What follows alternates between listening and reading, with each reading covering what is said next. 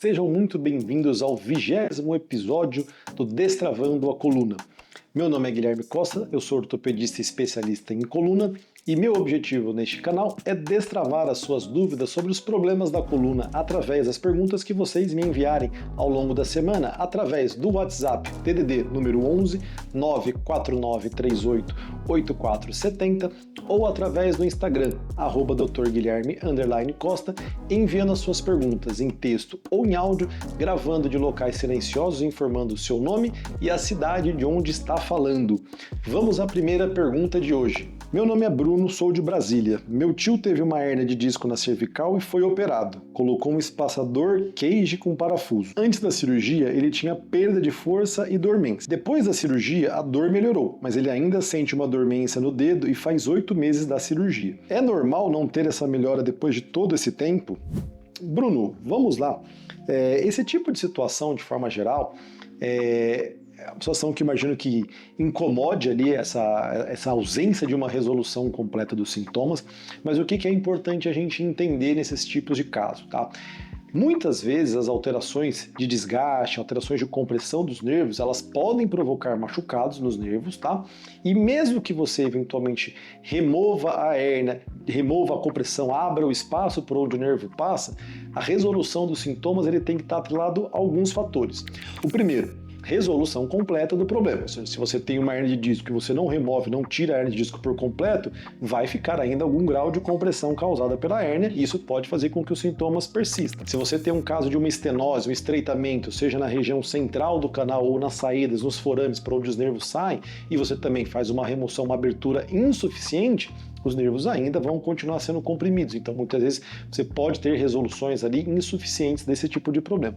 E uma terceira situação, que é você removeu a hérnia, abriu espaço, resolveu o problema como um todo. Só que o nervo, ao ter submetido a essas compressões, ele se machucou. Ou seja, essa alteração de dormência, de formigamento, essa alteração sensitiva ou eventualmente até uma alteração motora de fraqueza, ela pode ser algo que seja uma sequela, tá? Então, de fato, é uma situação onde você resolve o problema para tratar a parte da dor e buscar uma melhora da função, mas muitas vezes, se você já tem um machucado estabelecido, mesmo operando, você não consegue ter uma recuperação 100%. Cirurgias da cervical, de forma geral, todas elas a gente opera com o que a gente chama de uma monitorização da função dos nervos. Isso a gente agradece muito o apoio dos neurologistas, dos fisiatras, que fazem essa parte da monitorização da função dos nervos durante as nossas cirurgias.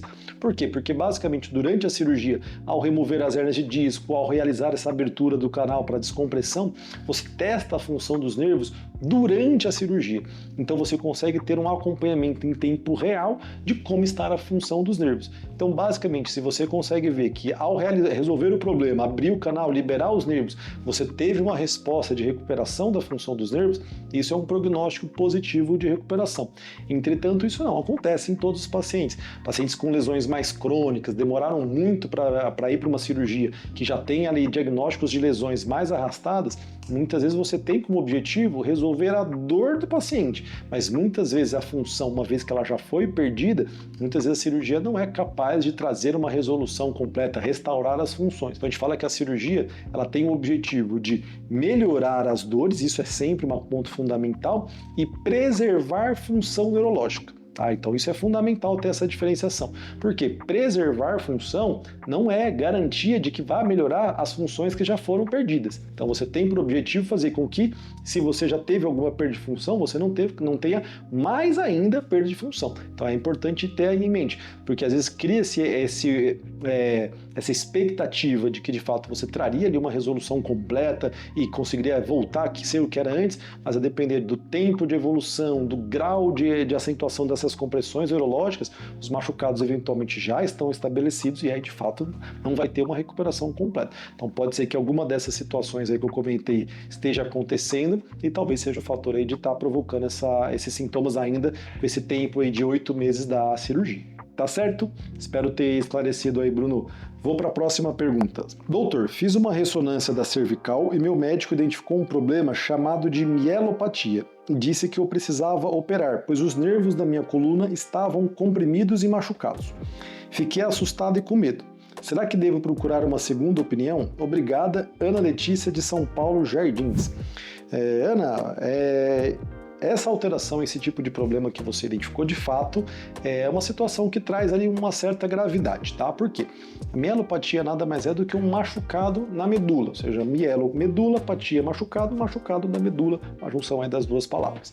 E esse machucado da medula, ele pode ser provocado, na sua grande maioria das vezes, por uma compressão, seja por uma hernia de disco, um abalamento, uma protusão, ou mesmo por um estreitamento do canal, por uma estenose de canal.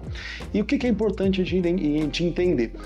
O machucado da medula, de forma geral, ele é uma situação onde você já tem uma sequela, como eu comentei até na primeira pergunta de hoje, ele já representa uma cicatriz, como se fosse um corte na pele. Uma cicatriz na pele mantém a mesma função de proteção, mas se você olha para aquela região, ela não vai de um dia para a noite deixar de ser uma cicatriz.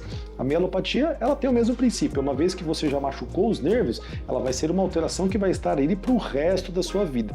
E o que é importante, na verdade, quando a gente identifica a mielopatia? É para a gente entender se esse problema da mielopatia ele está acontecendo, ou seja, se você tem uma compressão ativa acontecendo, provocando esse machucado, ou se esse achado da mielopatia ele é uma coisa sequelar, ou seja, você teve uma compressão, alguma coisa passada que gerou esse machucado e hoje essa situação não acontece. Por exemplo, uma hernia de disco que comprimiu a medula, machucou, só que o nosso próprio corpo foi lá e reabsorveu aquela hérnia, você hoje faz a ressonância, você tem a mielopatia, mas você já não tem zonas de compressão, a medula já não está comprimida. Isso é importante diferenciar porque se você tem a sequela da mielopatia, mas você não tem uma compressão ativa, de fato não faz sentido a gente pensar numa cirurgia. Por quê? Porque o machucado é uma sequela, ele já está lá, não vai mudar. Mesmo que você faça uma cirurgia, você vai fazer uma cirurgia com objetivo nenhum, se não está tendo uma compressão da parte dos nervos.